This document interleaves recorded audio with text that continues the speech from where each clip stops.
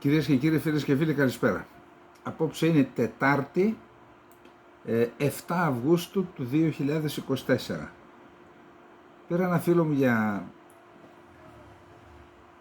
χρόνια πολλά, έχει γενέθλια και μου είπε ότι κάνει διακοπές στο μαρμάρι της Μάνης, τέρμα κάτω, στο Πορτοκάλιο. Και όντως μπήκα μέσα στο διαδίκτυο, δεν έχω πάει ποτέ εκεί, μέχρι την Αρεόπολη έφτασα. Μπήκα λοιπόν και είδα την απίστευτη ομορφιά αυτής της Μάνης, εκεί κάτω. Πραγματικά, όσοι έχετε τη δυνατότητα να κάνετε διακοπές ιδιαίτερα σε τόσο πανέμορφα μέρη, πιστεύω ότι είστε τυχεροί. Έχω γυρίσει σε αρκετές χώρες στον κόσμο, τέτοια ομορφιά πραγματικά που έχει η πατρίδα μας, στα Κυκλαδονήσια, στα Ιόνια, στις Ποράδες, στη Χαλκιδική, στη Μάνη, όπου για να γυρίσεις. Ακόμα και η Αττική έχει απίστευτες παραλίες που είναι λίγο μακριά και δεν τις ξέρει ο κόσμος και δεν τις προτιμάει. Πάση περιπτώσει, εύχομαι.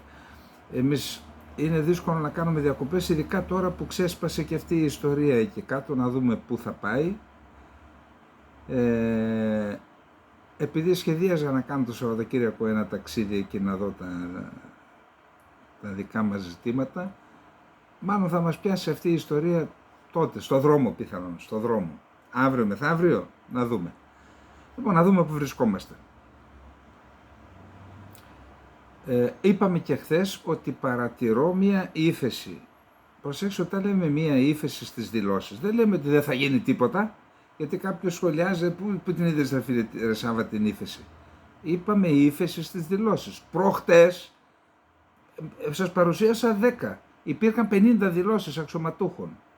Και οργή και ψυχολογικός πόλεμος. Χθες έπεσαν. Σήμερα ακόμα περισσότερο. Μιλώ για την πλευρά του Ιράν, της Τεχεράνης. Και όπως επισημάναμε και χθες, θα ήταν περίεργο το Ιράν να πραγματοποιήσει την επίθεση, ενώ συγκάλεσε σε έκτακτη σύσκεψη τον Οργανισμό Ισλαμικής Συνεργασίας στη Τζέντα της Σαουδικής Αραβίας, όπου το Ιράν εκπροσωπήθηκε από τον Υπουργό Εξωτερικών. Πήγε εκεί. Εδώ λοιπόν, τη στιγμή που γράφεται η εκπομπή, δηλαδή 7-8 το βράδυ, δεν είδα ακόμα ανακοίνωση. Είδα κάποιες διαρροές, είδα τη φωτογραφία, το βίντεο που τον υποδέχθηκαν στη Τζέντα, αυτόν που εκτελεί χρέη Υπουργού Εξωτερικών, διότι τώρα θα κάνει κυβέρνηση ο νέος πρόεδρος του Ιράν. Άρα θα παίξει ρόλο όχι το πότε πιστεύω ότι θα είναι τις επόμενες 1-2 ημέρες. Και σε αυτό υπάρχει ένας λόγος που το αφήνουν σε ασάφεια οι Ιρανοί. Ο στόχος, από ό,τι βλέπω, του Ιράν είναι να εξασφαλίσει συμμάχους ανάμεσα στον Ισλαμικό κόσμο για την επίθεση που θέλει να κάνει και συμμάχους είτε και στα λόγια, σε επίπεδο δηλώσεων, η πολιτική δηλαδή υποστήριξη, είτε ακόμα και στήριξη με άλλα μέσα, ή να αποτρέψει, διπλός είναι ο στόχος, είτε να κερδίσει συμμάχους ή να αποτρέψει αραβικές χώρες που βρίσκονται κοντά στο Ισραήλ και πολιτικά και γεωγραφικά να μην συμμετέχουν και να μην αναχαιτήσουν πυράβλους και μη υποδρομένα αεροσκάφη του Ιράν. Αυτός είναι ο στόχος και στην επιστροφή θα αποφασίσουν πότε και πώς θα γίνει η επίθεση. Διαβάζω και διαβάζω σε ιρανικά μέσα, άστους εκεί να μην μπορούν να κοιμηθούν, να περιμένουν πότε θα γίνει, να τους αφήσουμε στη ασάφεια, είναι και αυτό μέρος του ψυχολογικού πολέμου. Δηλαδή αφήνεις σε ασάφεια πότε θα εκδηλώσει την επίθεση, κρατάς στην πρίζα ένα ολόκληρο λαό και ένα ολόκληρο σύστημα ενόπλων δυνάμεων ασφάλειας και τα λοιπά στο Ισραήλ. Τώρα, αυτή είναι η κατάσταση, γίνονται οι απαραίτητες προετοιμασίες από πλευράς του Ιράν, αναπτύσσονται οι πυραυλικές δυνάμεις, είναι σε κατάσταση συναγερμού ήδη, Έχουμε δηλώσεις από πλευράς του Ιράν που λένε είμαστε έτοιμοι με ραντάρ και με αντιπυραυλικά συστήματα έχουμε θωρακίσει όλη την Ανατολική και το Ανατολικό και Νότιο Ιράν, σε περίπτωση που δεχθεί το Δυτικό και το Νότιο Ιράν, σε περίπτωση που δεχθεί επίθεση. Τώρα, έχουμε πανταχώθεν πιέσεις και παρενέσεις και προς την Τεχεράνη και προς το Τελ Αβίβ να πέσουν οι τόνοι ή οι πράξεις, οι ενέργειές τους να μην προκαλέσουν πόλεμο. Και το περίεργο είναι ότι τέτοιες παρενέσεις μετέφερε στον Τεχεράνη και ο Σοϊγκού, ο πρώην Υπουργός Άμυνας και νυν γραμματέας του Συμβουλίου Εθνικής Ασφάλειας της Ρωσίας, και είναι οι παρενέσεις του Πούτιν διαστόματος Σοϊγκού στην ηγεσία της Τεχεράνης. Θα διαβάσουμε μετά ακριβώς τι λέει. Αλλά λένε μην προκαλέσετε περιφερειακό πόλεμο.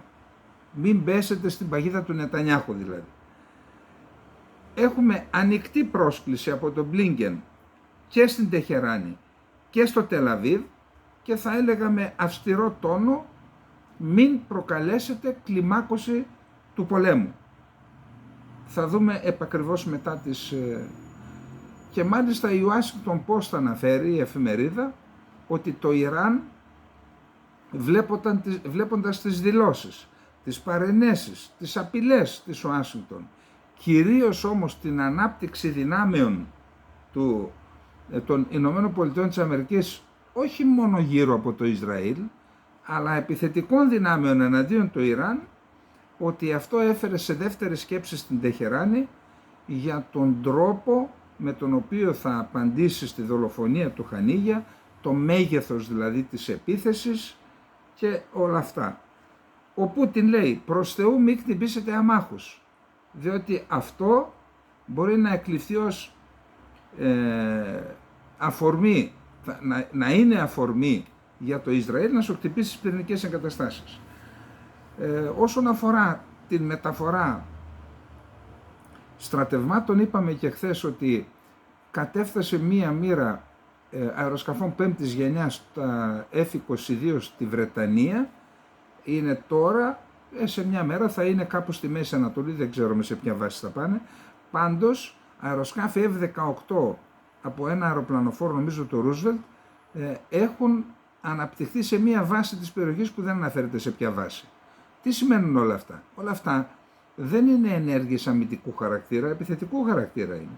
Και δίνουν το μήνυμα στο Ιράν να δεν του αρνούνται το δικαίωμα στην απάντηση, απλά η απάντηση να είναι τέτοια, ούτως ώστε να μην δικαιολογεί μια ανταπάντηση από το Ισραήλ που θα υποχρεώσει το Ιράν να ανταπαντήσει, που αυτό ξέρετε, απάντηση-ανταπάντηση σημαίνει πόλεμος. Την ίδια στιγμή έχουμε κλιμάκωση των ενεργειών από τη Χεσμολάχ, δηλαδή θα έλεγα ότι είναι και προκαταρκτικές ενέργειες της τελικής επίθεσης, δηλαδή πυραυλικές επιθέσεις από τη Χεσμολάχ, απάντηση από το Ισραήλ είτε με αεροπορικούς βομβαρδισμούς είτε για δεύτερη φορά. Η πρώτη φορά ήταν χθες που έσπασαν Ισραηλινά αεροσκάφη την ταχύτητα του ήχου, το φράγμα του ήχου, έσπασαν τζάμια, είναι αυτό σαν να ακούγεται έκρηξη, και αυτό έγινε λίγο πριν εκφωνήσει τον επικίδιο λόγο του ο ηγέτης της Χεσμολά.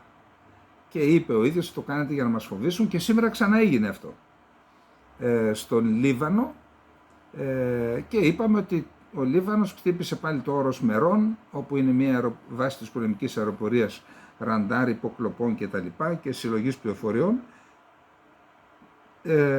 και έχουμε μια ομολογία από το Ισραήλ ότι ένα λάθος στο Iron Dome επέτρεψε σε ρουκέτες και σε μη επανδρομένα να περάσουν και να προκαλέσουν ζημιές. Νομίζω 9 τραυματίες στρατιώτες, κάτι τέτοιο.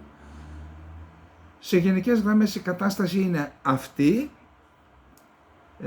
Να πάμε να δούμε τώρα τι δηλώσεις έχουμε από όλες τις πλευρές και θα καταλήξουμε στο τέλος. Λοιπόν, να δούμε. Ο Αλή Μπαγκέρι, Ο εκτελών χρέη Υπουργού Εξωτερικών του Ιράν, σε συνομιλία με τους Υπουργούς Εξωτερικών της Σλοβενίας και της Ουγγαρίας, είπε: «Θα χρησιμοποιήσουμε το νόμιμο δικαίωμά μας ως απάντηση στην τρομοκρατική ενέργεια του Ισραηλινού καθεστώτος, προκειμένου να προστατεύσουμε την εθνική ασφάλεια του Ιράν. Η αποτυχία του Συμβουλίου Ασφαλείας του ΟΗΕ και της Ευρωπαϊκής Ένωσης να καταδικάσουν τα εγκλήματα του Ισραήλ είναι ένας από τους σημαντικότερους παράγοντες αστάθειας στην περιοχή». Τους πετάει τον μπαλάκι δηλαδή. Ο Ιρανός Υπουργός Εσωτερικών, Αχμάντ Βαχίντι: «Σήμερα οι δυνατότητες του άξονα της αντίστασης έχουν αυξηθεί περισσότερο από ποτέ, υποδεικνύοντας ότι όσο προχωρά αυτός ο άξονας, τόσο ισχυρότερος θα γίνεται στην αντιμετώπιση των εχθρών». Ο ανώτατος διοικητής του στρατού της Ισλαμικής Δημοκρατίας του Ιράν: «Το σιωνιστικό καθεστώς δεν πρέπει να ελπίζει για το μέλλον του και αν θέλει ο Θεός θα ζήσουμε να δούμε την καταστροφή του σιωνιστικού καθεστώτος με τα μάτια μας». Διοικητής πολεμικής αεροπορίας του Ιράν: «Η ΗΠΑ και το Ισραήλ είναι η πηγή των καταστροφών στην περιοχή μας και στον κόσμο. Θα απαντήσουμε αποφασιστικά σε κάθε απειλή». Ιρανικό πρακτορείο ειδήσεων: «Οι ανατολικές περιοχές του Ιράν είναι εξοπλισμένες με συσκευές ραντάρ, συστήματα αεράμινας και μη επανδρομένα εναέρια οχήματα». Όπως βλέπετε, δεν υπάρχουν δηλώσεις για την επίθεση. Είναι για άλλα ζητήματα. Χασάν Νασράλα, ηγέτης Χεσμολάχ: «Οι Ισραηλινοί που περιμένουν μια εβδομάδα για την απάντησή μας θα περιμένουν, θα είναι συνεχώς ανήσυχοι και δεν κοιμούνται. Αυτό και δεν θα κοιμούνται από το φόβο τους. Αυτό είναι ένα μέρος της τιμωρίας που τους επιβάλλουμε», λέει. Συστάσεις να δώσει μια συγκρατημένη απάντηση στο Ισραήλ και να αποφύγει να βλάψει αμάχους έδωσε ο Βλαντιμίρ Πούτιν στον ανώτατο ηγέτη του Ιράν, Αγιατολάχ Αλί Χαμενεή, σύμφωνα με 2 ανώτερες ιρανικές πηγές που μίλησαν στο Reuters. Το μήνυμα παραδόθηκε στον Χαμενεή, ανέφεραν οι πηγές, από τον Σεργέη Σοϊγκού, τον γραμματέα του Συμβουλίου Εθνικής Ασφάλειας της Ρωσίας, στη διάρκεια της πρόσφατης επίσκεψης στην Τεχεράνη, χθες βράδυ δηλαδή. Οι ίδιες πηγές πρόσθεσαν ότι το Ιράν ζήτησε από τη Μόσχα να επιταχύνει τις παραδόσεις των μαχητικών αεροσκαφών Σουχόι 35, ενώ ανέφεραν επίσης ότι η Μέση Ανατολή βρίσκεται στα πρόθυρα ενός μεγάλου πολέμου και αυτοί που βρίσκονται πίσω από τη δολοφονία του Χανίγια είναι σαφές ότι προσπαθούν να πυροδοτήσουν ένα τέτοιο πόλεμο. Ο Λαυρόφ συζήτησε τηλεφωνικά την κατάσταση στη Μέση Ανατολή με τον Υπουργό Εξωτερικών της Ιορδανίας και οι 2 υπουργοί κάλεσαν όλα τα εμπλεκόμενα μέρη να δείξουν αυτοσυγκράτηση. Ο επικεφαλής εξωτερικής πολιτικής της Ευρωπαϊκής Ένωσης, Ζωζέπ Μπορέλ, ζήτησε να τερματιστεί ο πόλεμος στη Γάζα, προειδοποιώντας ότι η περιοχή βρίσκεται στα πρόθυρα ενός πολέμου αγνώστων διαστάσεων. Η Washington Post, επικαλούμενοι Αμερικανούς αξιωματούχους: «Το Ιράν ενδέχεται να υποχωρήσει από τη θέση του λόγω της επίδειξης δύναμης των ΗΠΑ στην περιοχή». Από τη θέση του να κάνει ένα ισχυρό κτύπημα. Ο Λευκός Οίκος: «Θα υπερασπιστούμε το Ισραήλ, αλλά δεν θέλουμε να κλιμακωθεί ή να επεκταθεί αυτή η σύγκρουση. Το Πεντάγωνο είναι έτοιμο για νέες αναπτύξεις δυνάμεων στη Μέση Ανατολή για να ανταποκριθεί σε απειλές για την ασφάλεια των ΗΠΑ και των εταίρων του», δήλωσε ο επικεφαλής του Υπουργείου, Όστιν. Η Wall Street Journal αναφέρει ότι το Πεντάγωνο έχει αναπτύξει μαχητικά F-18 από το αεροπλανοφόρο Roosevelt σε μία βάση στην περιοχή, προετοιμάζοντας μία αναμενόμενη επίθεση από το Ιράν. 12 μαχητικά αεροσκάφη F-22 Raptor 5ης γενιάς της πολεμικής αεροπορίας των ΗΠΑ έφτασαν στην αεροπορική βάση Lake Heath στο Ηνωμένο Βασίλειο για ανάπτυξη στη Μέση Ανατολή. Αναφορά του CNN.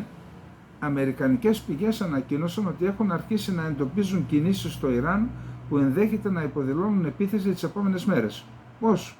Με τα αεροσκάφη παρατήρησης που πετούν στον Περσικό κόλπο και από εκεί κατοπτεύουν τις ακτές αλλά και την ενδοχώρα του Ιράν.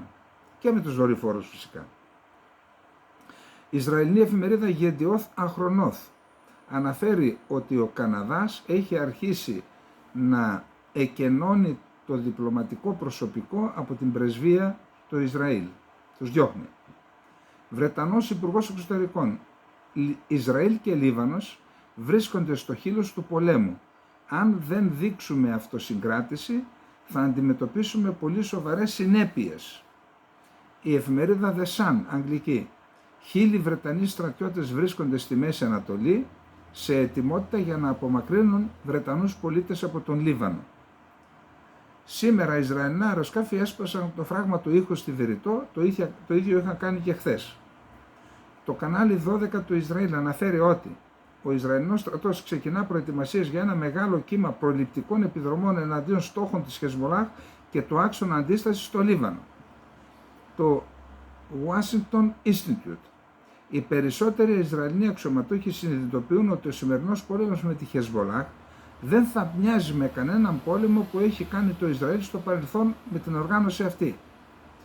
Εκπρόσωπος του Ισραήλ στα Ηνωμένα Έθνη. Η σιωπή της διεθνούς κοινότητας απέναντι στις απειλές του Ιράν είναι ένα πράσινο φως για αυτή τη χώρα να επιτεθεί στο Ισραήλ. Νετανιάχου. Γνωρίζω ότι οι πολίτες μας είναι σε επιφυλακή και σας ζητώ ένα πράγμα. Να είστε υπομονητικοί και ήρεμοι. Θα νικήσουμε, προχωράμε προς τη νίκη. Ισραηλινός Υπουργός Άμυνας Γιόαβ Γκάλαντ. Είναι θέμα χρόνου να μετατραπεί αυτή η σύγκρουση σε ένα μεγάλο πόλεμο. Το Ιράν είναι η μεγαλύτερη πηγή αστάθειας και εξαγωγέας τρομοκρατίας στον κόσμο. Όλα τα κράτη πρέπει να ενωθούν ενάντια στο Ιράν. Πολίτικο. Το Ισραήλ εξαντλεί τα αποθέματά του σε πυρομαχικά, ενώ εν ώψη μιας πιθανής μεγάλης ιρανικής επίθεσης. Σύμφωνα με το Πολίτικο, το Ισραήλ αντιμετωπίζει σημαντική έλλειψη πυρομαχικών εν αναμονή της επίθεσης του Ιράν αλλά και της Χεσμολάχ. Την ίδια ώρα, οι Ισραηλινές ένοπλες δυνάμεις προετοιμάζονται για μια πιθανή επιχείρηση στο νότιο Λίβανο. Η εφημερίδα Μααρίβ, σχετικά με τις έρευνες του Ισραηλινού στρατού. Μία δυσλειτουργία στο σύστημα Iron Dome προκάλεσε τον τραυματισμό 13 ατόμων στην Αχαρίγια χθες. Can Israel Network. Ο διορισμός του Σινβάρ χθες εκλέχθηκε με έναν τρόπο που δεν γνωρίζουμε από κάποια επιτροπή. Ο Σινβάρ, ο Γιαγιά Σινβάρ, διορίστηκε πρόεδρος ηγέτης της Χαμάς. Ο διορισμός λοιπόν του Σινουάρ είναι μια έκπληξη και ένα μήνυμα προς το Ισραήλ ότι είναι ζωντανός και ότι η ηγεσία της Χαμάς στη Γάζα είναι ισχυρή και θα παραμείνει ισχυρή. Ο διορισμός του Σινουάρ αποδεικνύει ότι ο στόχος του Ισραήλ για δολοφονίες ηγετών της αντίστασης αποτυγχάνει, λέει η Χεσμολάχ, γιατί είχε πει το Ισραήλ ότι τον σκότωσε κανένα 2 φορές. Το κίνημα Νουζιάμπα του Ιράκ. Συγχαίρομαι τη Χαμάς και τον άξονα αντίστασης που επέλεξαν τον αδελφό Γιαγιά Σινουάρ ως επικεφαλής του πολιτικού γραφείου του κινήματος. Η Εμένη, πολιτικό γραφείο της Ανσαρουλάχ. Συγχαίρομαι τον Γιαγιά Σινουάρ για την εκλογή του. Ο εκπρόσωπος της Ανσαρουλάχ, Μοχαμέτ Αμπτουρσαλάμ, συγχαίρει τον Γιαγιά Σινουάρ, τη Χαμάς και τον Παλαιστινιακό λαό για τον διορισμό του Γιαγιά Σινουάρ ως νέο επικεφαλής. Ο διοικητής του Ιρανικού στρατού, Αμπτουλραχίμ Μουσαβί, η εκλογή του Σινουάρ αντικατοπτρίζει ξεκάθαρα το πού οδεύει η Χαμάς και αυτές οι εκλογές σημαίνουν ότι η σιωνιστική οντότητα δεν θα έχει καμία ελπίδα για το μέλλον. New York Times. Η απόφαση της Χαμάς να επιλέξει τον Σινουάρ ως ηγέτη δείχνει ότι οι Παλαιστίνοι ηγέτες 10 μήνες μετά την έναρξη του πολέμου εξακολουθούν να δεσμεύονται να επιτεθούν στο Ισραήλ. Δηλαδή δεν έχουν καταθέσει τα όπλα. Υπουργός Εξωτερικών τον είπα Άντονι Μπλίνκεν. Ο Σινουάρ είναι αυτός που έχει τον τελευταίο λόγο για την επίτευξη εκεχηρίας στη Γάζα. Ισραηλινός ιστότοπος Σρουγκίμ. Περισσότερα από τα μισά τάγματα της Χαμάς εξακολουθούν να είναι σε θέση να επιχειρούν ενεργά εναντίον του Ισραηλινού στρατού. Μαχμούτ Αμπάς. Οι Παλαιστίνοι είναι έτοιμοι για διαπραγματεύσεις με το Ισραήλ για το τελικό καθεστώς στο πλαίσιο μιας ειρηνευτικής διάσκεψης, δήλωσε ο Αμπάς στο Ρία Νοβόστι το ρωσικό. Είπαμε 13-14 θα είναι στη Μόσχα.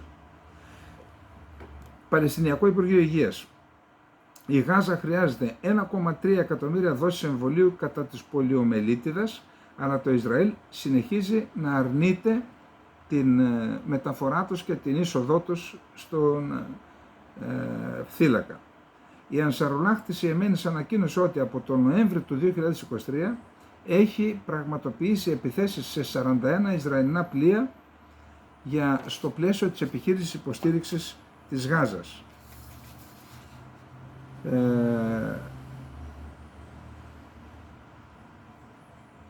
Η Χεσμολάχ για την επιλογή του Σινουάρ.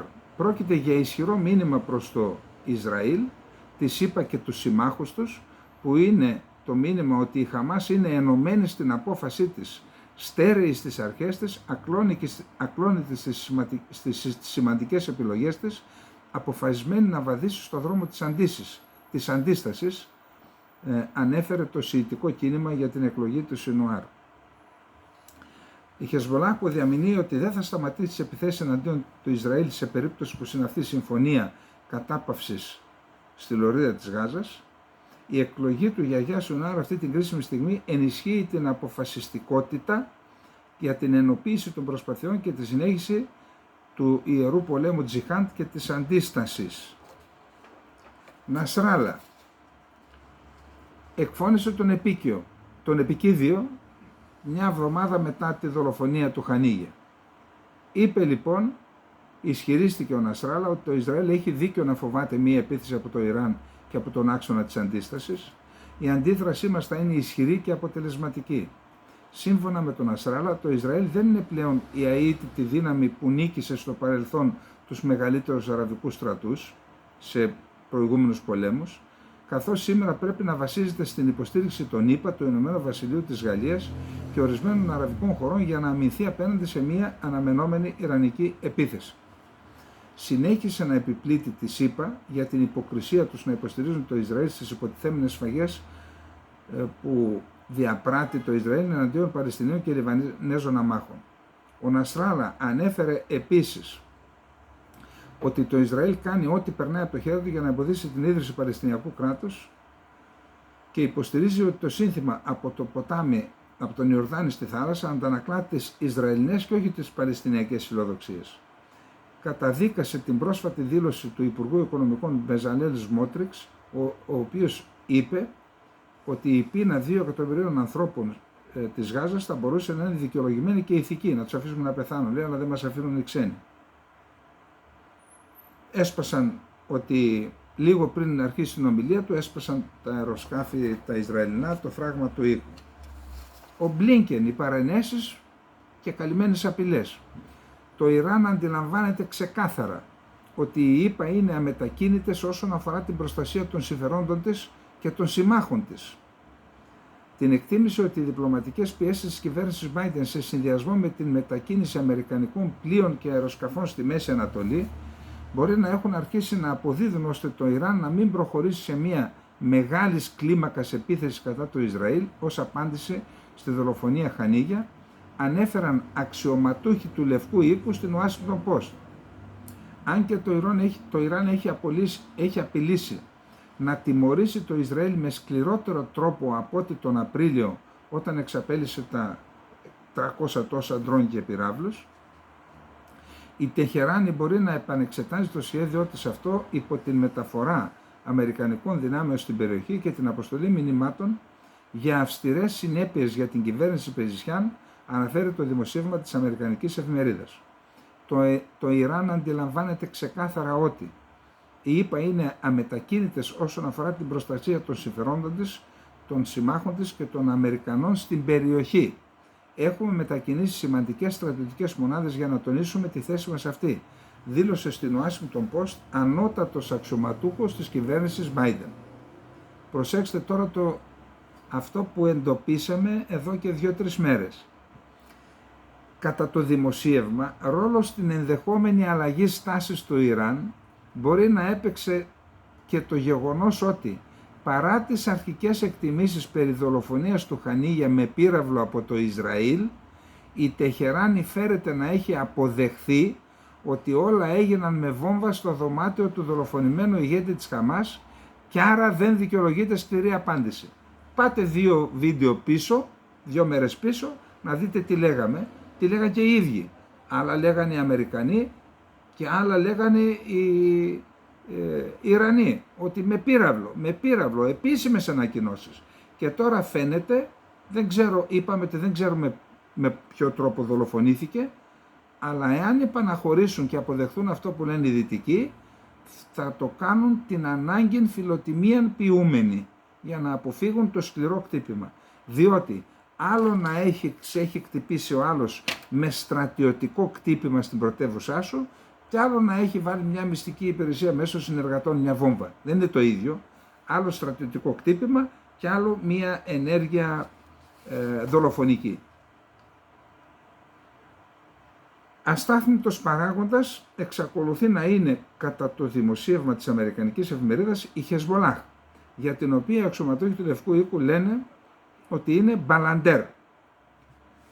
Μπλίνκεν, έχουμε στείλει το μήνυμα ότι δεν πρέπει να υπάρξει κλιμάκωση. Χθες Τρίτη ο Υπουργός Εξωτερικών των ΗΠΑ, Άντονι Μπλίνκεν, δήλωσε ότι η Ουάσιγκτον έχει στείλει το μήνυμα στο Ιράν και στο Ισραήλ ότι υπάρχει μια ευρεία συνένεση ότι η ένταση στη Μέση Ανατολή δεν πρέπει να κλιμακωθεί. Ευρεία συνένεση εννοεί στη Δύση. Κατά τον ίδιο, οι διαπραγματεύσεις για κατάπαυση του πυρός στη Γάζα και απελευθέρωση ομήρων έχουν φτάσει στο τελευταίο στάδιο. Λοιπόν, πάλι ο Washington Post φαίνεται ότι παίζει δυνατά στο Λευκό Οίκο αυτή η εφημερίδα. Αναφέρει ότι ο Νετανιάχου παραδέχθηκε στους Αμερικανούς ότι το Ισραήλ σκότωσε τον Χανίγια.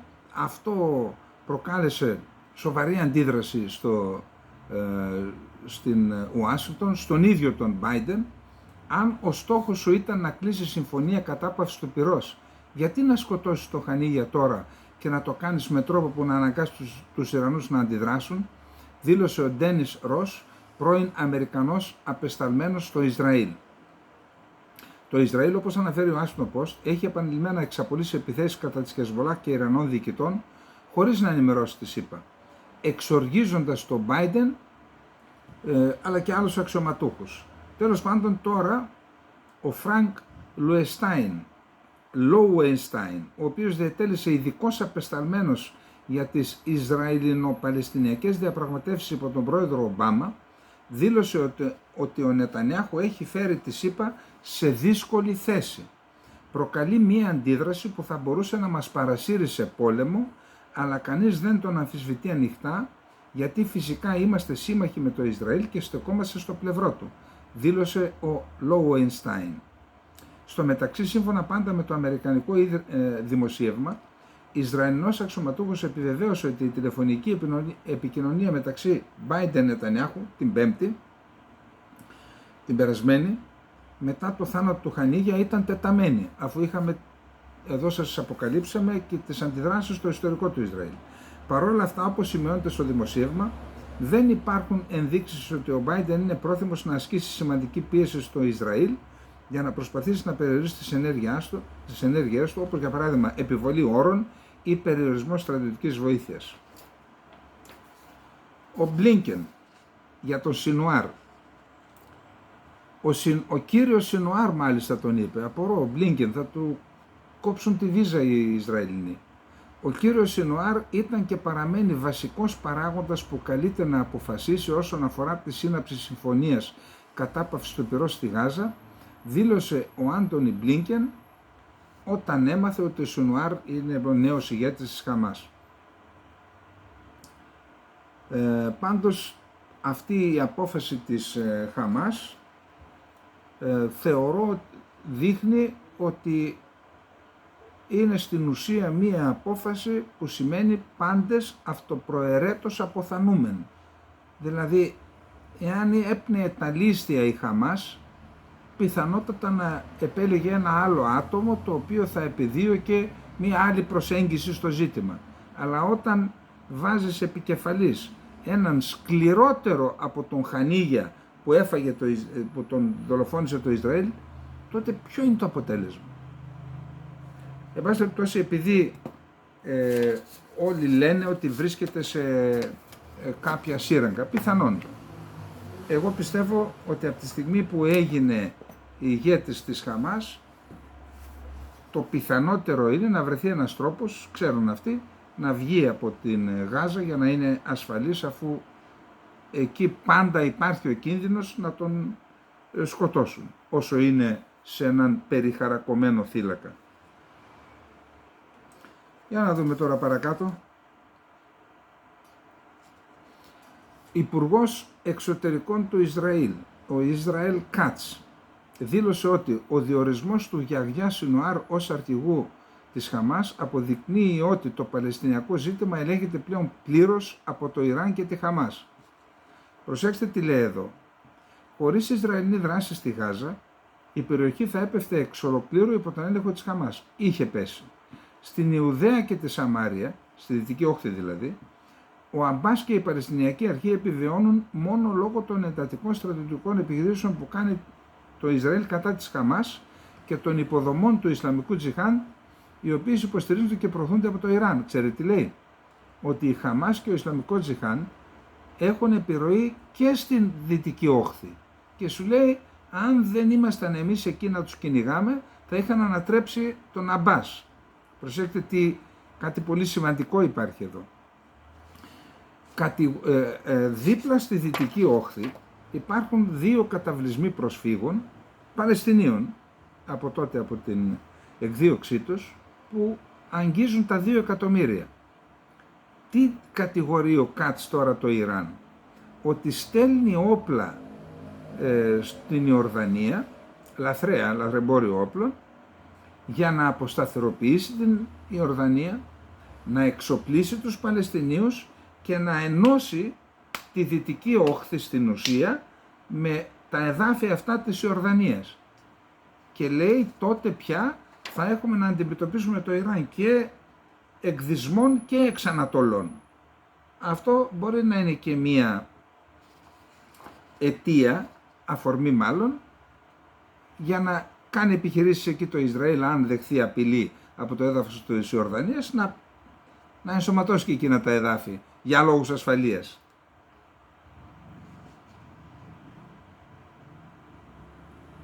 Επίσης είπε ότι εμείς δεν θα αφήσουμε την ασφάλεια είτε της Γάζας είτε της Δυτικής Όχθης σε κανέναν άλλον, για να μην αποτελέσουν προπήρια του Ιράν στην περιοχή μας. Αυτά είπε ο Ισραήλ Κάτς. Σύμφωνα με Αμερικανούς αξιωματούχους των μυστικών υπηρεσιών, η επίθεση που αναμενόταν στις αρχές της εβδομάδας είναι πιθανόν να εξαπολυθεί Τετάρτη προς Πέμπτη το βράδυ, το πρωί της Πέμπτης δηλαδή, βράδυ Τετάρτης πρωί Πέμπτης ή Πέμπτη προς Παρασκευή.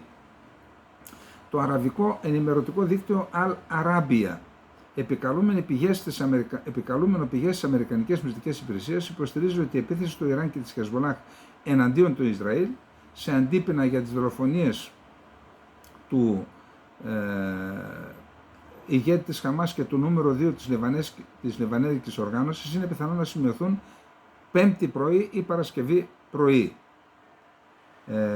Το Ιράν και η Χεσμολάχ έχουν ορκιστεί ότι θα εκδικηθούν για τους δύο αυτούς θανάτους και μάλιστα με πολύ σκληρό τρόπο, ωστόσο καμία πληροφορία δεν έχει διαρρεύσει για τα μέσα που θα χρησιμοποιηθούν ή για τους στόχους που έχουν επιλέξει. Αμερικανοί εκτιμούν ότι τόσο το Ιράν όσο και η Χεσμολάχ έχουν σημαντικό οπλοστάσιο, ωστόσο δεν πιστεύουν ότι ειδικά η Λιβανέζικη οργάνωση θα μπορούσε να υποστηρίξει με ένα μακροχρόνιο πόλεμο κατά του Ισραήλ ή με το Ισραήλ. Ο Νετανιάχου επισκέφθηκε ένα κέντρο υποδοχής στρατευσίμων στο Τελ Χασχόμερ και εκεί επιθεώρησε, μίλησε με τους επίστρατους, είπε: «Συνεχίζουμε προς την νίκη. Γνωρίζω ότι οι Ισραηλοί πολίτες είναι σε επιφυλακή και σας ζητώ ένα πράγμα. Μείνετε ήρεμοι και ψύχρεμοι. Είμαστε προετοιμασμένοι τόσο για άμυνα όσο και για επίθεση. Χτυπάμε τους εχθρούς μας και είμαστε επίσης αποφασισμένοι να αμυνθούμε». Άγνωστη η φύση της απάντησης. Περιμένουμε τα αποτελέσματα, είπαμε, του Οργανισμού Ισλαμικής Συνεργασίας. έχουμε ένα δημοσίευμα από το Der Tagesspiegel. Ο ηγέτης του Κρεμλίνου, Βλαντιμίρ Πούτιν, κάλεσε το Ιράν να μην προχωρήσει πολύ μακριά, να μην το πάει πολύ μακριά το χτύπημα. Η Τεχεράνη πρέπει να διασφαλίσει ότι δεν θα πληγούν οι άμαχοι, είπε ο Πούτιν στον Ιρανό ηγέτη Αλί Χαμενεή. Η Μόσχα έχει καταδικάσει την επίθεση στο Χανίγια, αλλά το Κρεμλίνο θέλει να αποτρέψει το ξέσπασμα ενός μεγάλου πολέμου στη Μέση Ανατολή. Η Τεχεράνη προσπαθεί να πείσει άλλα περιφερειακά κράτη να τηρήσουν πιο σκληρή στάση έναντι του Ισραήλ. Το Ιράν είναι πιθανό να ανανεώσει τις εκκλήσεις του για κυρώσεις κατά του Ισραήλ στη συνεδρίαση των Υπουργών Εξωτερικών του Οργανισμού Ισλαμικής Συνεργασίας στη Τζέντα που γίνεται τις ώρες που γράφουμε την εκπομπή. Η συγκέντρωση των Ισλαμικών κρατών μπορεί να είναι η τελευταία ευκαιρία για διπλωματία στην περιοχή. Ο Οργανισμός Ισλαμικής Συνεργασίας είπε ότι θα πρέπει να συζητήσει τα συνεχιζόμενα εγκλήματα, θα πρέπει να συζητηθούν στη Σύνοδο τα συνεχιζόμενα εγκλήματα των Ισραηλινών κατακτητών κατά των Παλαιστινίων συμπεριλαμβανομένης της δολοφονίας του Ισμαήλ Χανίγια. Σημαντικά κράτη του οργανισμού, όπως η Σαουδική Αραβία, τα Εμιράτα και η Τουρκία, καταδίκασαν στεναρά την επίθεση στο Χανίγια στην Τεχεράνη την περασμένη εβδομάδα, αλλά δεν είναι ακόμα έτοιμα να προχωρήσουν περαιτέρω. Η Ορδανία και η Σαουδική Αραβία επίσης δεν θέλουν το Ιράν να χρησιμοποιήσει τον εναέριο χώρο τους για να επιτεθεί στο Ισραήλ. Αυτή η θέση των αραβικών κρατών είναι μειονεκτική για το Ιράν. Γιατί, αφού δεν επιτρέπει η Σαουδική Αραβία και η Ορδανία, τότε άμα δείτε το χάρτη μένει μόνο το Ιράκ και η Συρία. Άρα, όταν έχεις να περιμένεις μόνο από εκεί επιθέσεις, τότε προσανατολίζεις όλα τα μέσα σου εκεί και καθιστάς πιο εύκολη την αντιμετώπιση της επίθεσης.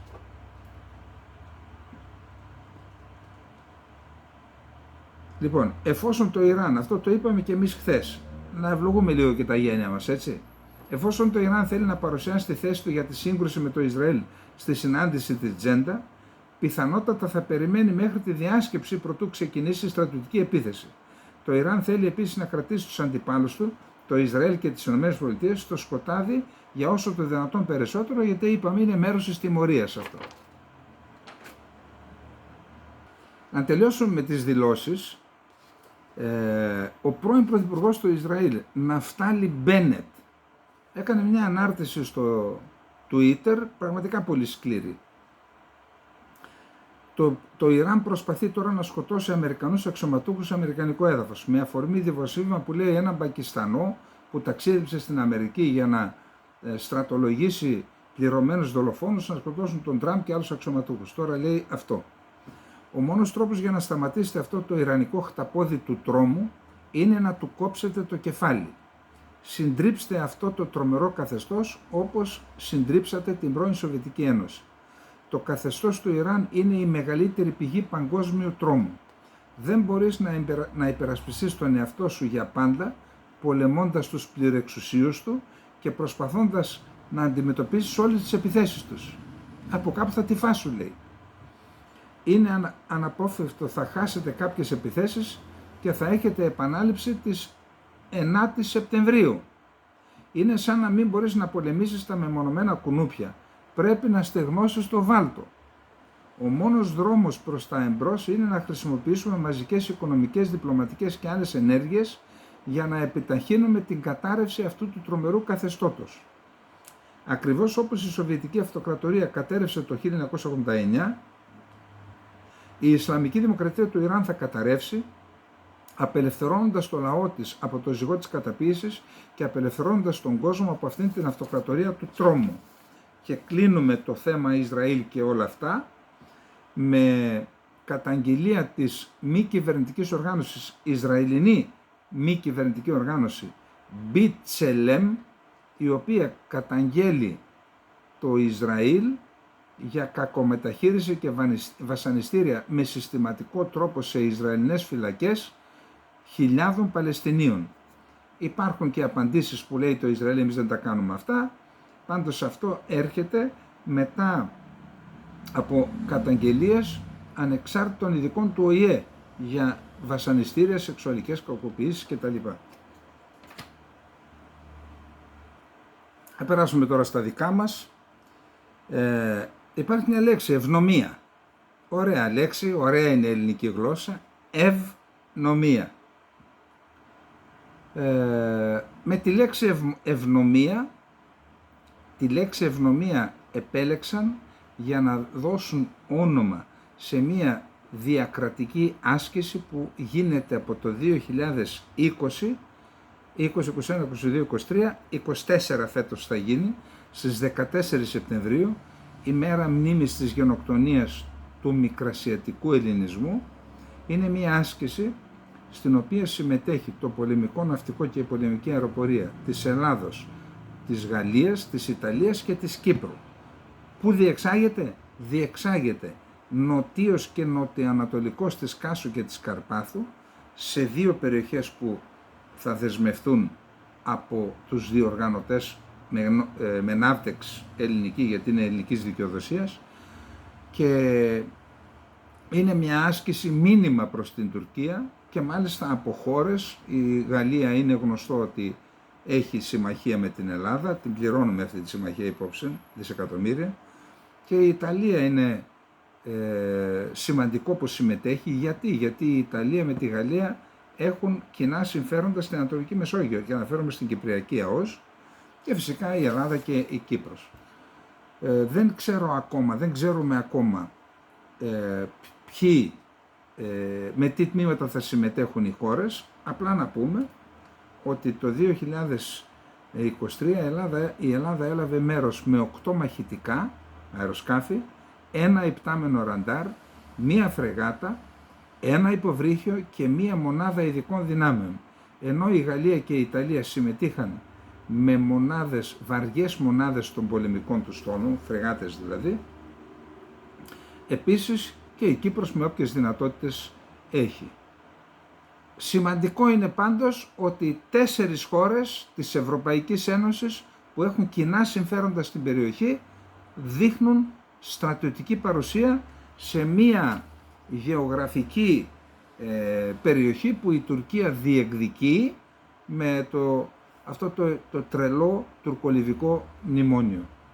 Υπάρχει ένα περίεργο δημοσίευμα στην Τουρκία, δεν είναι ένα, έψαξα, βρήκα πολλά, πραγματικά έχει θησαυρούς τα τουρκικά μέσα μαζικής ενημέρωσης, αλλά η έρευνα που απαιτείται σχεδόν όλη μέρα για να κάνουμε την εκπομπή σε διάφορα διεθνή μέσα μαζικής ενημέρωσης και πρακτορία ειδήσεων μας στερεί τη δυνατότητα να παρακολουθούμε τα τουρκικά. Αλλά εν πάση περιπτώσει εκεί υπάρχει το εξής, δεν το υιοθετούμε να το υπογραμμίσουμε αυτό, αλλά υπάρχει το εξής θέμα αναδεικνύουν, ότι ενώ η Ελλάδα, λένε οι Τούρκοι, διέκοψε και δεν ολοκλήρωσε τις έρευνες αυτό το ιταλικό πλοίο στην Κάσο, και μάλιστα λέει ζήτησε και άδεια αναγνωρίζοντας κυριαρχικά δικαιώματα της Τουρκίας εκεί, την ίδια στιγμή το πλοίο ερευνών Μπιλίμ 1 κάνει έρευνες στα 7 μίλια από τη Μαρμαρίδα, δηλαδή σε διεθνή ύδατα, και εκεί δείχνει, κατοχυρώνει την τουρκική δικαιοδοσία. Καλά, αυτό είναι, επειδή είδα το στίγμα, είναι μέσα στον κόρπο της Μαρμαρίδας. Εκεί η Ελλάδα δεν είχε ποτέ καμία διεκδίκηση. Λένε οι Τούρκοι, εμείς μπορούμε πέρα από τα 6 μίλια, η Ελλάδα δεν μπορεί. Αυτό θέλουν να πούν. Εν πάση περιπτώσει, αυτή η υπόθεση πιστεύω ότι πρέπει κάποια στιγμή να ξεκαθαρίσει, και θα ξεκαθαρίσει όταν η Ελλάδα γίνει ισχυρότερη από την Τουρκία σε όλους τους τομείς, όχι μόνο στρατιωτικά, εννοώ οικονομικά, πολιτικά, υπό την έννοια ότι θα έχει ένα πολύ καλά συγκροτημένο πολιτικό σύστημα που πέραν των διαφορών που έχει σε διάφορα ζητήματα θα φαίνεται και προς το εσωτερικό και στο εξωτερικό αποφασισμένο να υπερασπιστεί την εθνική κυριαρχία και τα κυριαρχικά δικαιώματα, και φυσικά όταν έχουμε και συμμαχίες και διεθνής θέση της χώρας, τότε πιστεύω ότι θα τα ξεκαθαρίσουν όλα και στο Αιγαίο και στην Ανατολική Μεσόγειο. Ας ελπίσουμε ότι όταν ολοκληρωθούν οι παραδόσεις των οπτικών συστημάτων και να δούμε τι θα κάνει και αυτό το οικοσύστημα που μας πεπιλάει τόσο καιρό ο Δένδιας, που δεν βλέπουμε τίποτα αποτέλεσμα μέχρι στιγμής, για να μην πω ότι υπάρχουν και φρένα σε ορισμένα θέματα, φρενάρουν τα συμφέροντα, να έχουμε αποτελέσματα. Λοιπόν, και ενώ συμβαίνουν όλα αυτά, ενώ ήταν να επισκεφτεί την Ελλάδα ο Γερλίκαγια, ο Υπουργός Εσωτερικών, για να συζητηθούν τα θέματα τα μεταναστευτικά, ήταν να συναντηθεί με 3 υπουργούς, γιατί στην Ελλάδα 3 υπουργοί είναι αρμόδιοι για τον έλεγχο της παράνομης μετανάστευσης, της παράνομης εισόδου στην Ελλάδα. Δεν ήρθε, και ενώ δεν ήρθε, είχαμε την εμφάνιση πάλι στο Αιγαίο, στον εναέριο χώρο του Αιγαίου, όχι σε ελληνικό εναέριο χώρο, σε διεθνή εναέριο χώρο, μη επανδρομένων αεροσκαφών, τα οποία κάνουν κατασκοπία, κανονικά κατασκοπευτικά, λέει ότι αναγνωρίζονται, και δεν έχουμε αυτά τα συστηματάκια που τα τυφλώνουν και δεν ξέρουν που πάνε, και μερικά και πέφτουν κιόλα. Γιατί δεν τα χρησιμοποιείτε? Τι δουλειά έχουν τα τουρκικά να κάνουν κατασκοπία τα μη επανδρομένα στο Αιγαίο? Πήγαμε εμείς στη θάλασσα του Μαρμαρά να κάνουμε πτήσεις? Πήγαμε στον κόλπο της Μύρνης να κάνουμε πτήσεις? Λοιπόν, λέει λοιπόν,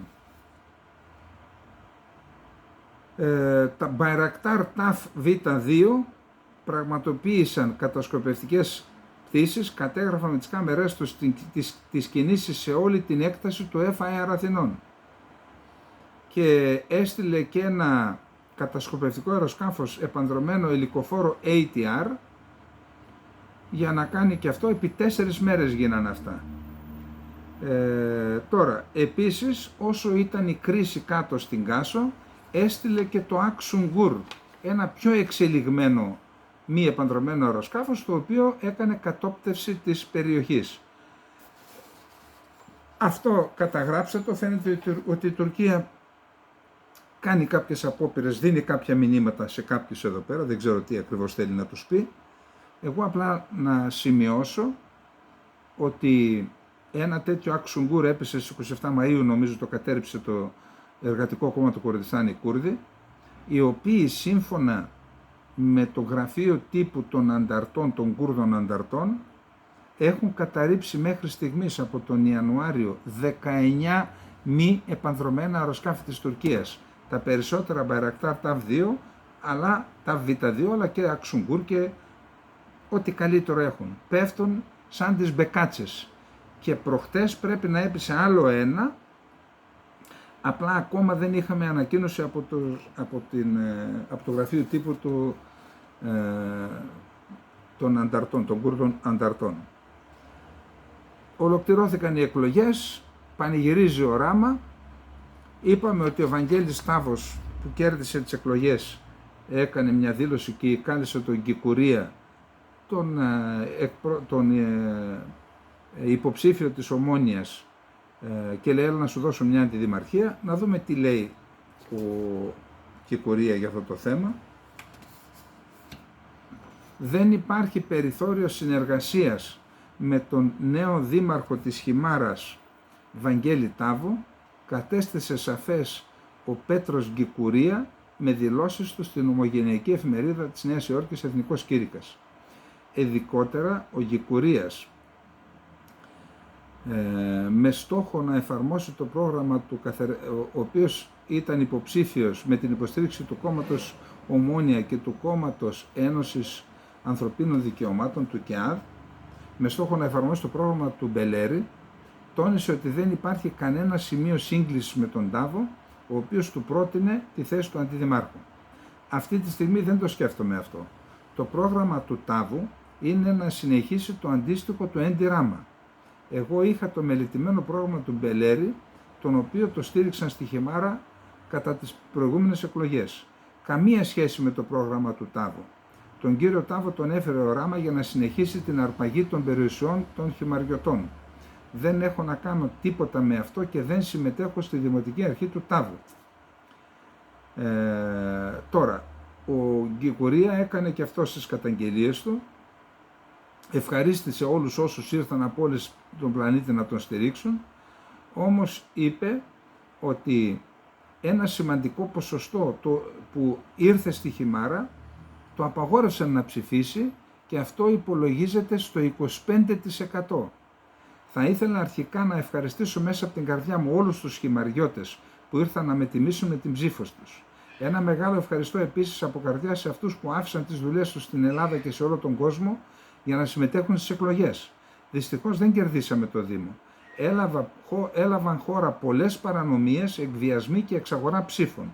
Ανάμεσα σε χιλιάδες ψηφοφόρους, ένα 25% δεν ψήφισε επειδή δεν δέχθηκαν κάρτες που είχαν λήξει, ενώ μέχρι τις προηγούμενες εκλογές τις δέχονταν. Βέβαια. Υπήρχε εκστρατεία εκφοβισμού με την υπογραφή του ίδιου του κρατικού μηχανισμού. Ο Ράμα είπε ότι αναφερόμενος στη νίκη πανηγυρίζει, είμαστε αποφασισμένοι να μετατρέψουμε τη Χιμάρα 2030 σε έναν από τους πιο περιζήτους τουριστικούς προορισμούς. Καταρχήν όλοι όσοι εργάζονται στην τουριστική βιομηχανία της Ελλάδας, Αλβανία εννοεί, θα επιστρέψουν στην πατρίδα για καλύτερους μισθούς και για τον αναντικατάστατο αέρα της πατρίδας. Εύχομαι σε όλους σας μία όσο το δυνατόν πιο ειρηνική εβδομάδα, είπε ο Ράμα στο βίντεο που ανάρτησε και εμφανίζεται ο ίδιος με τον Βαγγέλη Τάβο μετά πανηγυρίζοντας για την νίκη. Προβληματισμός επικρατεί στην Κυπριακή Δημοκρατία γιατί το καθεστώς ηλεκτρονικού πολέμου που επικρατεί και θα επικρατήσει πιο έντονα σε περίπτωση που ξεσπάσουν, εκδηλωθούν οι επιθέσεις του Ιράν και της Χεσμολάχ, φοβούνται στην Κύπρο ότι μπορεί να έχουμε ένεκα του ηλεκτρονικού πολέμου που θα εφαρμοστεί στην περιοχή, εκτροπή πυράβλων, κάποιοι από τους οποίους μπορεί να παίζουν και στην επικράτεια της Κυπριακής Δημοκρατίας. Γιατί σε προηγούμενη το ίδιο έγινε με έναν πύραυλο S-200 που είχε τελικά καταλήξει στα κατεχόμενα ένεκα παρεμβολών ηλεκτρονικού πολέμου. Επίσης, σύμφωνα με τον κυβερνητικό εκπρόσωπο, απασχολεί την Κυπριακή Δημοκρατία το θέμα των δηλώσεων της Ισραηλινής Υπουργού Μεταφορών που είπε ότι θα χρησιμοποιηθεί το λιμάνι της Λάρνακας και του Πειραιά ίσως και της Ρόδου, δεν ξέρω, Ελλάδα είπαν, για μεταφορά Ισραηλινών από το εξωτερικό στο Ισραήλ για να στρατευθούν, που είναι ενός είδους εμπλοκή, τους απασχολεί αυτό το θέμα. Επίσης ο Φρίξος Δαλίτης στο Φιλελεύθερο μας λέει ότι ο Χριστοδουλίδης θα επιδιώξει να έχει συνάντηση στη Γενική Συνέλευση του ΟΗΕ με τον Κουτέρες για να δει πού μπορεί να οδηγηθούν οι εξελίξεις, μήπως και ξεκινήσει μια καινούργια προσπάθεια, καθότι θα είναι εκεί και ο Τατάρ. Επίσης έχουμε ένα άρθρο του Κώστα Βενιζέλου πάλι στο Φιλελεύθερο που λέει η λογική του για όλα φταίει η Λευκοσία να σταματήσει, δεν φταίει ο Χριστοδουλίδης επειδή ο Τατάρ είχε δηλώσει ότι δεν πρόκειται να δεχθεί την τριμερή και προσπαθούν όλοι να τα ρίξουν τώρα στο Χριστοδουλίδη επειδή χωρίς να πάρει επίσημη πρόσκληση το ανακοίνωσε, ενώ η άρνηση του Τατάρ είχε προεξοφληθεί. Και όλα πάνε, είναι το σύνδρομο, το ενοχικό που διακατέχει πολλούς στην Κύπρο και κάποιους στην Ελλάδα. Και να πάμε να δούμε τώρα τι έγινε, κάνουμε μια αναφορά σήμερα, ίσως θα δούμε και αύριο. Γιαννάκης Ομήρου, για τα γεγονότα στην Τιλιρία το 1964. Σε ένα από τα βιβλία που γράφτηκαν για το Κυπριακό,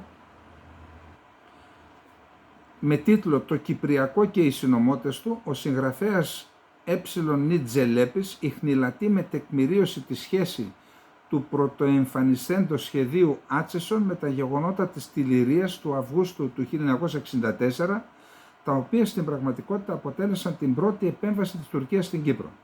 Γράφει ο Τζελέπης στη σελίδα 253 και επέκεινα. Η πραγματική καμπή όμως είχε σημειωθεί με τις δεσμεύσεις που είχε αναλάβει ο κύριος Παπανδρέου, τότε Πρωθυπουργός της Ελλάδας, τόσο στην Ουάσιγκτον όσο και στο Λονδίνο. Το γεγονός αυτό άλλωστε έμελε να επιβεβαιωθεί κατά τον πιο συγκλονιστικό τρόπο. Στις 30 Ιουλίου δημοσιευόταν η είδηση ότι ο κύριος Ντιν Άτσεσον, ξεχνώντας το διακριτικό ρόλο του αντιπροσώπου των ΗΠΑ εις διαθεσιμότητα στις συνομιλίες της Γενέβης, πρότεινε στην ελληνική και την τουρκική κυβέρνηση ένα σχέδιο σε εισαγωγικά από 5 σημεία για τη λύση του κυπριακού προβλήματος. Το σχέδιο αυτό, που δεν ήταν σχέδιο τελικά, ιδέες κυρίως προσωπικές του ήταν, ως βάση συζήτησης προέβλεπε την ένωση της Κύπρου με την Ελλάδα, την παραχώρηση στην Τουρκία από την Ελλάδα μιας μικρής νήσου από τα Δωδεκάνησα, του Καστελορίζου, που θα ήταν κοντά στα τουρκικά παράλια της Μικράς Ασίας, την εγκατάσταση μιας τουρκικής στρατιωτικής βάσης στην Κύπρο, που δεν ήταν τουρκική στρατιωτική βάση, ήταν μια ολόκληρη περιοχή, διχοτόμηση δηλαδή από τότε, οικονομικές αποζημιώσεις για τους Τουρκοκύπριους που θα επιθυμούσαν να εγκαταλείψουν την Κύπρο και να εγκατασταθούν αλλού. Βρετανικοί και αμερικανικοί κύκλοι υποστήριξαν τότε ότι το σχέδιο αυτό δεν έπρεπε να αντιμετωπιστεί σαν επίσημη πρόταση της κυβέρνησης των ΗΠΑ και ότι έπρεπε μάλλον να θεωρηθεί ότι εκφράζει τις προσωπικές απόψεις του Άτσεσον. Γι' αυτό λέμε δεν υπήρχε ποτέ το σχέδιο. Οι ιδέες ήταν που τον άδειασαν. Παρ' όλα αυτά, το υποτιθέμενο σχέδιο Άτσεσον αποτέλεσε ένα ντοκουμέντο που έμελε να χρησιμοποιηθεί αργότερα σαν βάση για τις διαπραγματεύσεις Αθηνών Άγκυρας. Αυτός ήταν άλλωστε και ο σκοπός του σχεδίου. Με τις υπερβολές του που του έδιναν ένα χαρακτήρα diktat, επιβολής δηλαδή, όπως αυτά που επιβάλλονται σε μια ηττημένη χώρα, το σχέδιο αυτό άφηνε μεγάλα περιθώρια συζήτησης για να βρεθεί μια σε εισαγωγικά συμβιβαστική λύση που θα διατηρούσε όμως ανέπαφο το πραγματικό του πυρήνα, τη διχοτόμηση της Κύπρου. Η βάση αυτό ήταν. Τα πράγματα βρίσκονταν σε αυτό το σημείο όταν το βράδυ της 7ης Αυγούστου, σαν απόψε δηλαδή, η τουρκική αεροπορία άρχισε την πολεμική της δράση στην Κύπρο, πυροβολώντας και βομβαρδίζοντας την περιοχή της Τιλιρίας. Νίκο Χριστοδουλίδη, την Τιλιρία και τα μάτια σου είναι η πιο αποβαθισμένη περιοχή και για εθνικούς λόγους πρέπει να δώσεις πρώτη προτεραιότητα στην ανάπτυξή της. Λοιπόν, αυτή η επίθεση στην Τιλιρία δεν ήταν παρά μόνο το προήμιο μιας ευρύτερης επιχείρησης που κορυφώθηκε στις 2 επόμενες μέρες όταν κυπριακά χωριά βομβαρδίστηκαν με βόμβες ναπάλμα απαγορευμένες, υποτίθεται. Οι βομβαρδισμοί, κατά τους ισχυρισμούς της Άγκυρας, απέβλεπαν αποκλειστικά και μόνο στην καταστροφή στρατιωτικών στόχων. Ψέμα! Τους διέψευδαν τα εκατοντάδες θύματα μεταξύ των πολιτών, ακόμη και μεταξύ των ασθενών ενός νοσοκομείου. Ένας Τούρκος δημοσιογράφος, μιλώντας από την Άγκυρα στη βελγική ραδιοφωνία, έλεγε ότι τώρα πια υπάρχει ελπίδα ότι οι μετριοπαθέστεροι άντρες θα αντικαταστήσουν στη Λευκοσία τον Μακάριο και στην Αθήνα τον Παπανδρέου, αυτούς τους εξτρεμιστές που φέρουν την ευθύνη για την επιδείνωση της κατάστασης και που εμποδίζουν με τη στάση τους μια λογική ρύθμιση κυπριακής λύσης. Γεραπετρίτη ήθελαν από τότε οι άνθρωποι. Δείξτε λίγο κατανόηση κι εσείς, στην Κύπρο και στην Ελλάδα, η σκληρή από την πλευρά του ο γαμπρός του Ινωνού, πρωθυπουργού τότε, ο Μετίν Τοκέρ, έγραφε σε ένα άρθρο του ότι οι επίσημοι κύκλοι της Άγκυρας θα επιθυμούσαν η υπόδειξη της αποφασιστικότητας της τουρκικής κυβέρνησης να μπορέσει να πείσει τον Παπανδρέο ότι έχει έρθει πια η στιγμή να εγκαινιαστεί ένας σοβαρός διάλογος μεταξύ Αθηνών και Άγκυρας. Καταλάβατε, σε βομβαρδίζω και σου έλα τώρα να συζητήσουμε. Αυτά τα εξόχως τεκμηρωμένα αναφέρει ο Τζελέπης.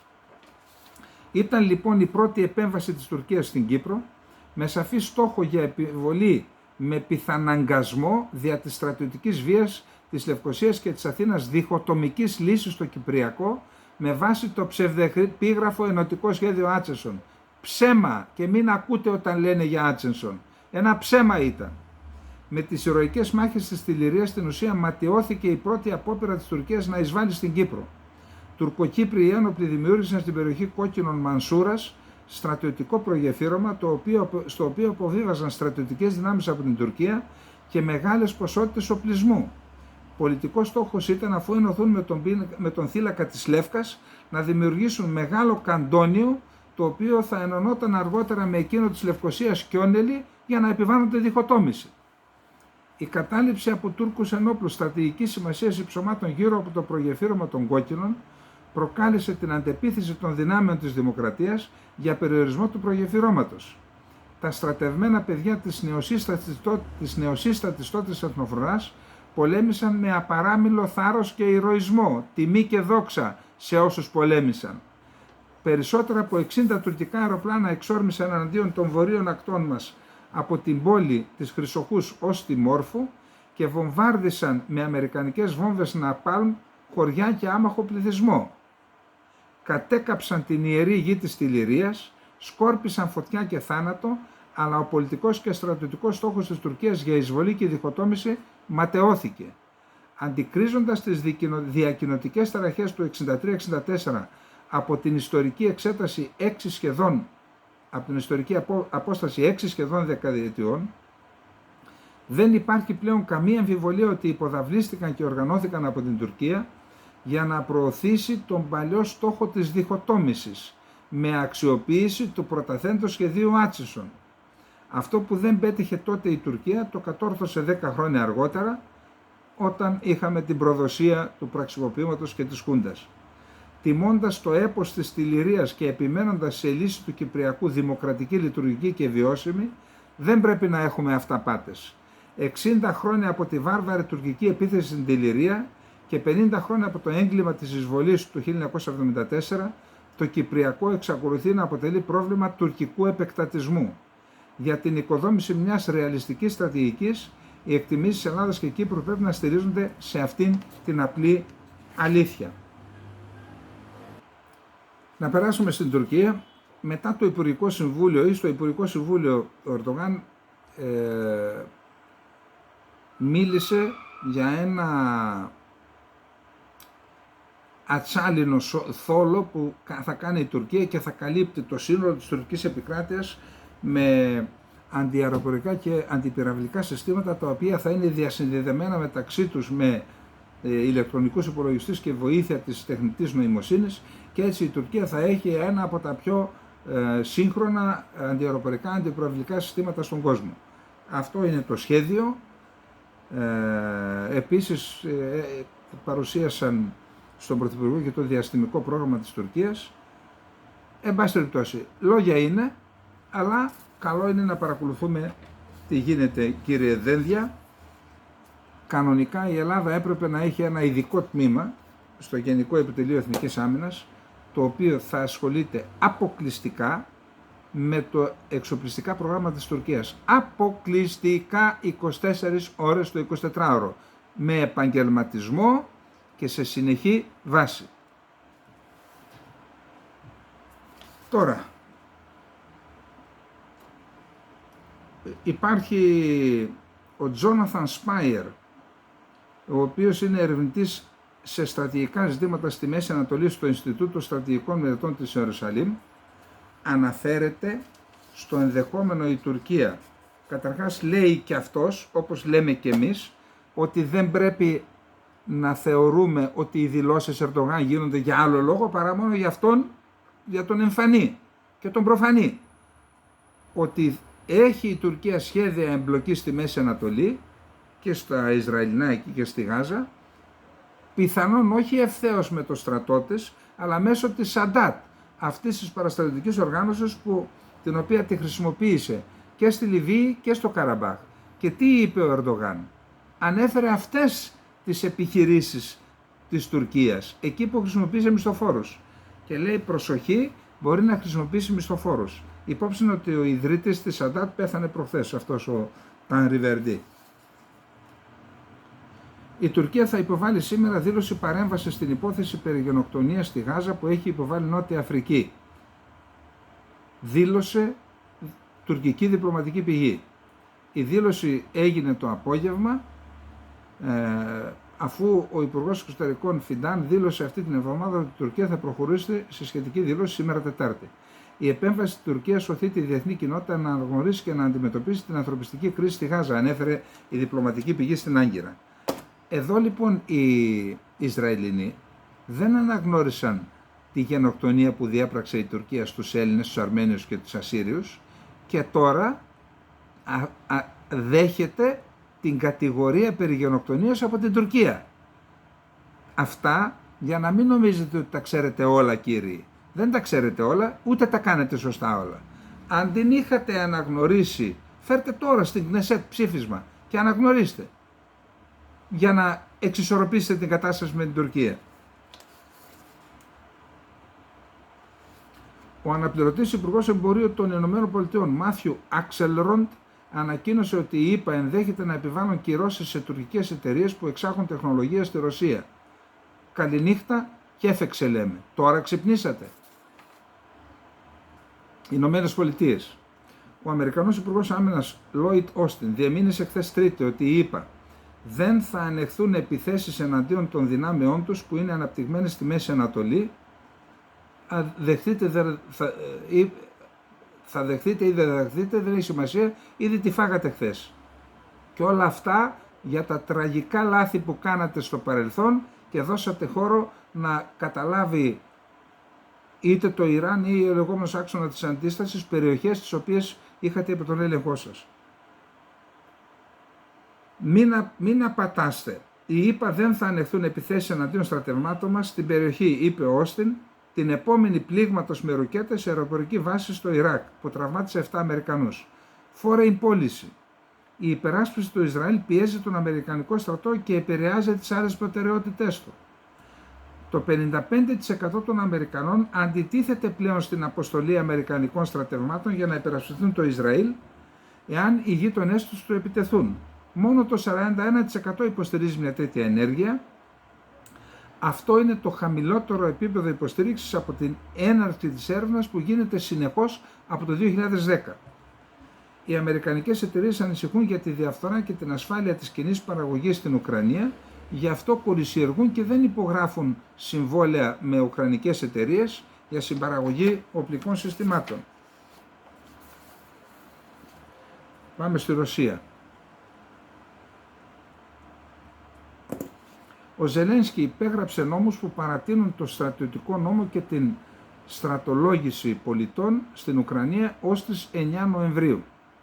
Το Ισραήλ εξακολουθεί να εξετάζει αν θα στείλει Patriot προηγούμενης γενιάς στην Ουκρανία.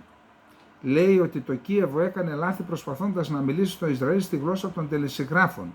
Αυτή η προσέγγιση δεν λειτουργεί και οδηγεί σε μείωση του επίπεδου υποστήριξης προς την Ουκρανία στην Ισραηλινή κοινωνία, δήλωσε ο πρεσβευτής του Εβραϊκού κράτους στο Κίεβο, Μιχαήλ Μπρότσκι, σε συνέντευξή του στο πρακτορείο RBK Ukraine. Το Ισραήλ δεν έχει αποφασίσει αν θα δώσει αυτά τα συστήματα, άλλωστε θα τα αναπτύξει ως βοηθητικά για να αντιμετωπίσει τις απειλές από το Ιράν και τη Χεσμολάχ. Ο Ουκρανικός στρατός εισέβαλε στην περιοχή, σε ρωσικό έδαφος στην περιοχή στο Κούρσκ. Είχαμε εκεί και απώλειες. Είχαμε απάντηση του Πούτιν. Ο Πούτιν συγκάλεσε Υπουργικό Συμβούλιο και αξιωματούχους δήλωσε ότι η Ουκρανική επιδρομή στη ρωσική περιφέρεια Κούρσκ είναι μεγάλη πρόκληση.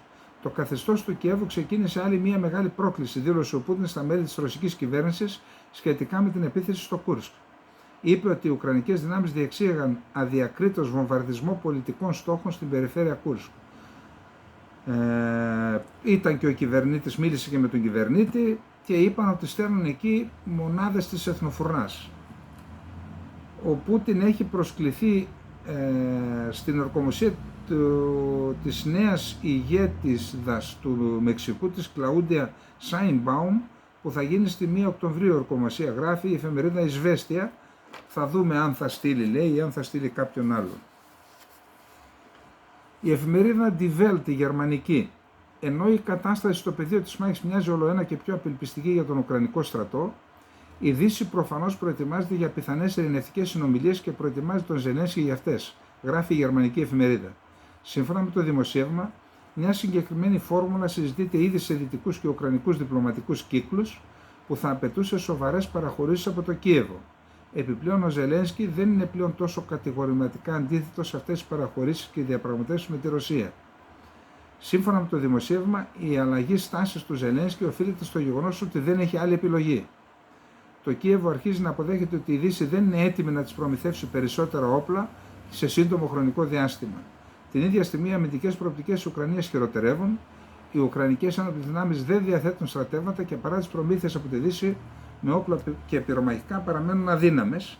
Λέει, η Κριμαία σίγουρα χαμένη και ο Ζελένσκι πρέπει να απόσχει από μαξιμαλιστικές απαιτήσεις για πλήρη εδαφική ακεραιότητα. Και έχουμε και τελευταία αναφορά, το Πεκίνο κάνει ασκήσεις αεροναυτικές στη Νότια Ινδική θάλασσα κοντά στον ύφολο Σκάρμπορο, τον οποίο τον βάφτισε κινέζικο, τον διεκδικεί οι Φιλιππίνες. Είναι μία αιτία έντασης και αυτές οι διεκδικήσεις της Κίνας στη Νότια Ινδική θάλασσα. Λοιπόν, αυτά είχαμε να πούμε για απόψε. Ελπίζω αύριο να έχουμε περισσότερο χρόνο να αναπτύξουμε και άλλα θέματα. Αυτά για απόψε. Καληνύχτα, να είστε όλες και όλοι καλά.